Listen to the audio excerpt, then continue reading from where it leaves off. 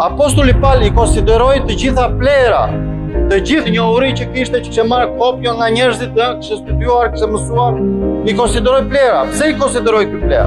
Sepse ishin kopi. Po kur njohej Jezusin, ishte I vërtet, nuk u bë kopi, e la kopjon. Pse? Sepse ai zbuloi thirrjen e vërtetë. Nga e zbuloi e lartë. Kush ja njohoi të vërtetën apostullit të Paul? Kopja e njerëzve apo vetë Jezusi? Ashtu duhet ta zbuloj edhe ty vetë Jezusi. Jo që të bëhesh kopi, por I vërtet në besim, I vërtet në dashuri, I vërtet në bindje. Duhet ta zbulosh të vërtetën ku? Tek Krijuesi yt. Kështu që ti bëu si Jezusi. Zbuloje të vërtetën dhe e vërteta do të bëjë të lirë. Shumë njerëz sot kanë humbur bekimin e tyre. Pse? Sepse janë bërë kopjo. Kur ti ta njohësh fjalën në të vërtetën besim, e vërteta është ajo që do të tregoj ty.